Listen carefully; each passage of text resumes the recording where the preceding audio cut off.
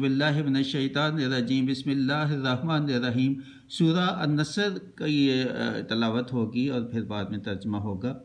اذا جاء نصر اللہ والفتح ورأیت الناس يدخلون فی دین اللہ افواجا فسبح بحمد ربک واستغفرہ انہ کان توابا۔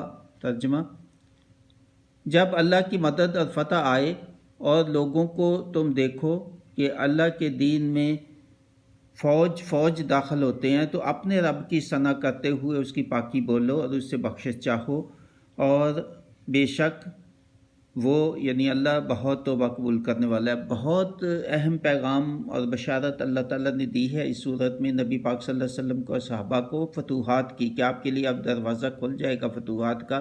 اور ایسے ہی ہوا کہ دو دو چار چار نئی قبائل کے قبائل فوج در فوج جو ہے وہ اسلام میں داخل ہوئے، عرب سے اور عرب کے علاقوں سے باہر بھی۔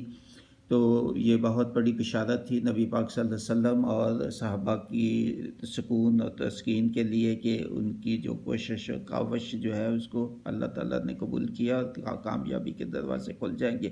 اور نبی پاک صلی اللہ علیہ وسلم اور ان کی وساطت سے ہمیں حکم فرمایا کہ اللہ کی تسبیح کرو اور استغفار کرو اور پھر توبہ کرو، اللہ تعالیٰ بہت توبہ قبول کرنے والا ہے۔ ہمیں توبہ کی، استغفار اور توبہ کا وظیفہ یا توبہ کرنے کی یہاں تلقین بھی بتائی اور طریقہ بھی بتایا کہ پہلے تسبیح کرو اور پھر معافی مانگو اور قبول کرو اپنے گناہوں کو اور پچھتاؤ اور پریشان ہو اور جیسے ہونا چاہیے، جیسے حق ہے استغفار کرنے کا، اور پھر توبہ مانگو اس سے اللہ تعالیٰ سے کہ میں جو مجھ سے گناہ ہوئے میں دوبارہ نہیں کروں گا، پوری کوشش میری ہوگی کہ ان سے میں بچوں گا، اور ان سے بچنا بھی چاہیے۔ یہی ہے توبہ کہ گناہوں سے بچنا، بعد میں جو گناہ ہو چکے ان سے معافی مانگنا اور پھر توبہ کرنا۔ تو اللہ تعالیٰ نے یہ تینوں چیزیں ہمیں بتائیں کہ تسبیح کرو اور استغفار، معافی مانگو اور پھر توبہ کرو کہ میں واپس نہیں آؤں گا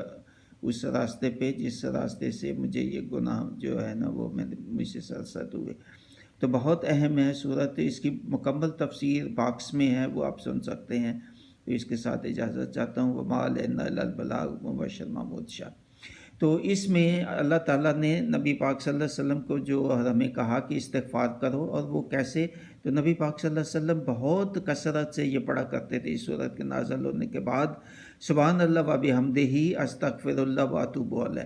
تو ہمیں بھی یہ تلقین ہے کہ یہ پڑھے، تسبیح بھی ہے اس میں اور اس میں استغفار بھی ہے اور اس میں توبہ، تینوں چیزیں ہیں۔ بہت بہت عظیم تسبیح ہے نبی پاک صلی اللہ علیہ وسلم کی جو نبی پاک صلی اللہ علیہ وسلم پڑھا کرتے تھے، تو ہمیں بھی اس کو کثرت سے پڑھنا چاہیے۔